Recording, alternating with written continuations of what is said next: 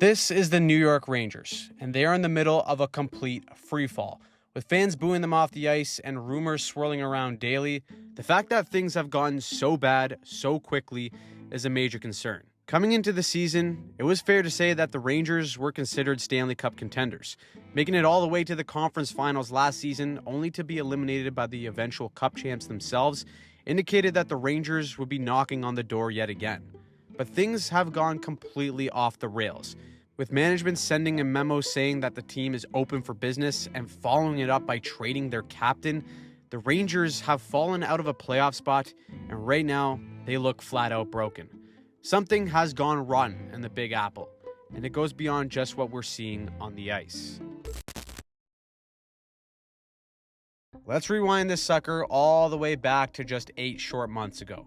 The New York Rangers are President Trophy winners, and they set a franchise record with 55 wins and 114 points before appearing in their second conference final in 3 years. And if they didn't run into the defending Cup champs, who knows what could have happened. Fast forward to this season, and the Rangers looked like they were picking up where they left off with a 12-6-2 record. However, GM Chris Drury wasn't fooled by that at all. He saw how this team was playing and sent out a memo to all 31 other teams stating that the Rangers were open for business. The two big names included were Captain Jacob Trouba and longest tenured Ranger in Chris Kreider. After that, it seemed like the Rangers crumbled with all the noise. A stretch of 6 regulation losses in 7 games compelled Drury to act by trading the Rangers captain Jacob Trouba to the Anaheim Ducks. Now, it seems like with every game that passes, the losses get worse while the fan base grows more disgusted. So what the hell is actually going on here? How broken is this team truly, and is there any hope that they find their way back? Well, let's start with the gigantic fat elephant in the room with this team, and that is defending. Looking at the advanced numbers in their first 17 games compared to their last 10, their defensive numbers have only gotten worse. With this core and under Peter Laviolette, this team has lived and died off the rush. Last year, the Rangers and their D consistently had the green light to jump up in the play to create offense. With a weapon like Artemi Panarin being one of the very best in the game at changing speeds and playing east-west to find the late man, the Rangers can and have crushed teams when their D steps up at the right moment to present themselves as an option. But in this stretch, the Rangers have been a disaster with their reads. The Rangers give up 6.04 rush scoring chances per game. That's third worst in the NHL. And they also give up 5.81 odd man rushes per game at 5-on-5. That is the worst in the NHL. Some of it is game management like we see here. This right now is a 0-0 game, with 3 Rangers below the hash marks here. Pinching is flat out irresponsible. The Rangers do it anyway though. Sure enough, it's a 2-on-1 and a goal against. And when you concede that first goal, you're forced to chase the game. But you have to understand that this is how the Rangers want to play. They thrive on aggressiveness, and it's why they're also 7th in the NHL at generating high danger scoring chances when 5-on-5. If there is a 50-50 puck, the Rangers give their D the go-ahead to drive down the wall, hold on to the puck, and look for a play into the middle. The main key that's just torching them right now is the lack of support in case things go wrong. Their style of play doesn't have to be high risk and high reward like it currently is. Take the defending Cup champs. Aggression is key to their success, but their execution is far more calculated. Defenders are more aware of when to step up, and when they do, they have the forward support in place to cover for them to avoid constant odd man rushes. For the Rangers, there seems to be a disconnect between the forward and D group in their execution. Because the Rangers want to be on top of their opponents, they're vulnerable to having 3 players getting caught below the hash marks to create pressure. Here, Fox as the D is below the hash marks trying to hold pressure. But with Kreider being the last forward, he's going to swing in below the hash marks as well to provide support. Now, all of a sudden, you have 4 Rangers below the hash marks. You either win this puck battle or you're screwed. Kreider does fill in for Fox, but he seals the wall instead of holding the middle, and with one pass, it's chipped off the boards, and this entire play is just a reflection of how things are going for New York. Kyrou strips Lindgren of his soul and goes in on a breakaway for a goal. Having a responsible high F3 is crucial for limiting odd-man rushes, but when the Rangers F3 are above the hash marks, the communication and execution is still way off. On this play, the F3 and Will Cooley is in a decent spot.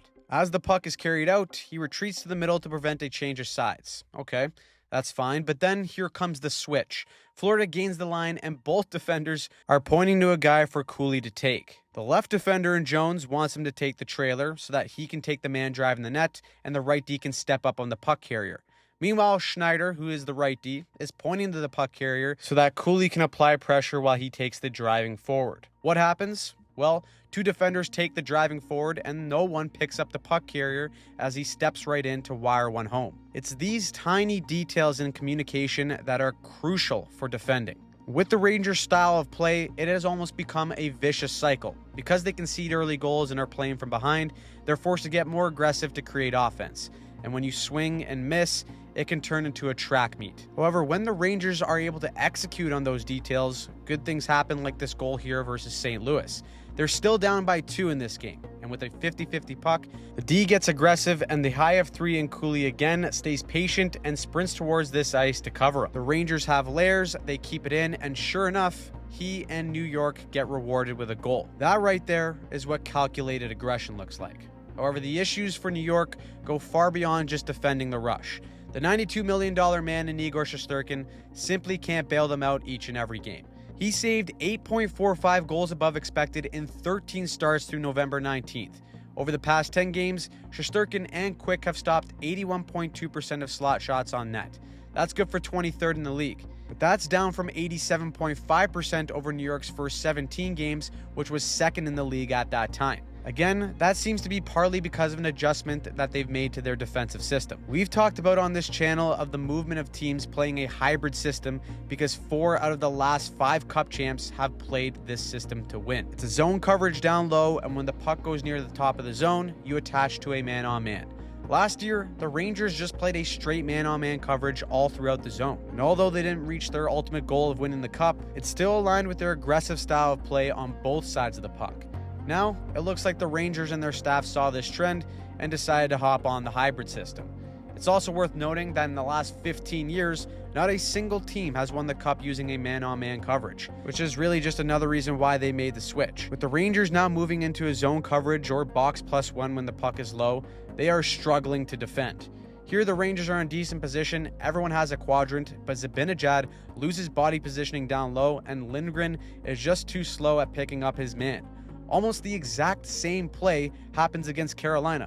Everyone's in a quadrant, puck swings low, and Miller loses body positioning while Shesterkin is sleeping at the wheel. Teams are seeing this and they know that if you can get the Rangers to defend down low, you can get body positioning on them and catch them with their pants down when trying to sort out their coverages. And without the safety net of Igor or Quick playing out of their skull, the Rangers are getting exposed. Now, when you see all these tiny mental errors and mistakes, it's not hard to believe that the team has stopped responding to the current message. When GM Chris Drury sent out that memo, everything started going the other way. The Rangers do still have weapons and pieces to be a good hockey team, but in order to have success with any system, everyone needs to buy in. And when you don't, it becomes clear as day. Usually, either rightly or wrongly, the first domino to fall is the head coach, especially in today's NHL where you can get fired a year or two after you've won Coach of the Year.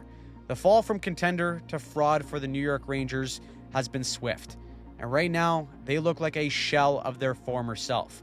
With every loss that piles on, it looks more and more apparent that changes to the coaching staff and roster will become inevitable. With that message of change looming over the organization, every player looks unsettled and the Rangers look broken. And unless they find a way to fix it quickly, there will be another massive change in the Big Apple.